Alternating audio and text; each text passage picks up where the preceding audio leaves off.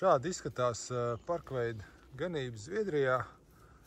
Viņi ir 2017. gadā atjaunot un pēc tam vēl nedaudz piekopt. Pamatā ir ozola mežs, kaut kāda bišķiņa jaunāka ozola, tur ir tīri daudz vecie ozoli, pamežā ir atstāti pamatā lazdas un pa pīlādzim, un pa vidu ganās govis.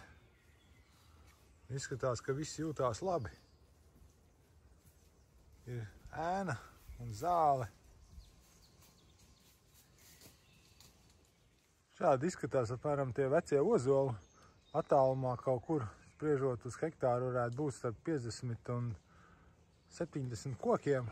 Pa vidu vēl ir lazdas. Un tur ir govis, ir kāds arī bērs. Šis ir žoks, kas sadala to ganību divās daļās. Šī ir tā koptā daļa, un šīs ir, ja mēs patinām to laika mašīnu apakaļ. Tā noteikti izskatījās 2017. gadā, kad viņi sāka to ganību iekopt. Te ir joprojām arī neiežogotajā daļā ir daudz veci ozoli, lazdu pameši, ievas, bērzi, baltākšņi, viss tāds mikls. Ja to izzāģē ārā, atstāja pamatā to ozolu pamatstruktūru ar kādām lazdām un ielaiž govis, tad tīri ātri nonāk pie tādas tradicionālas lauka ainavas, kāda viņa varbūt bijusi kādus gadus 100 atpakaļ, kur ir koki, govis, zāle, un visiem ir labi. Lai veicinātu bioloģisko daudzveidību, daļa no apauguma ir atstāts mežā, un pie kokiem ir sakrautas tādas kaudzes, kas noteikti kalpo kā mājvietas gan insektiem, gan putniem, gan arī kaut kādām citiem maziem dzīvniekiem. Tādā veidā te tiek panāts ar zināms bioloģiskais līdzsvars. Šitie ir mani sekotāji, kuriem patīk būt man video aktieriem. Un viņiem ir lieliski iespēja skatīties gan uz šiem veciem ozoliem, kuri ir nokautuši un kalpo kā bioloģiskās daudzveidības sals. Un arī te ir atstāts speciāli pilnā godībā vecās ritaus. Ir gan kāds, kas nokritis ozols, gan kāds bērs, kas viss kalpo kā bioloģiskai daudzveidībai un kā zināmam līdzsvaram dabā, kur ir jābūt gan dzīviem kokiem, gan mirušiem, gan dzīvniekiem, visam kam. Ganībā arī pāris dišskabārži un arī šādi te iekārušie kritušie koki tiek atstāti. Un tām govīm ir ko teikt, noteikti viņas jūtās laimīgas. Un kas tur vēl viens mēls nāk virsū, laikam grib mājās.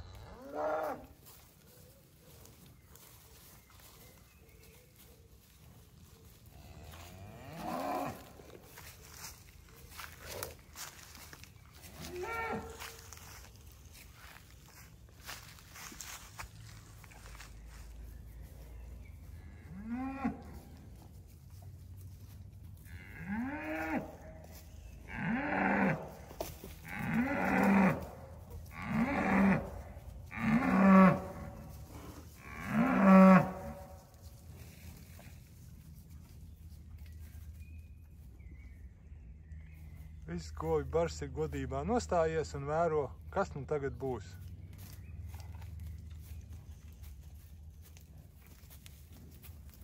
Un te kāds nāk jau draudzēties pavisam.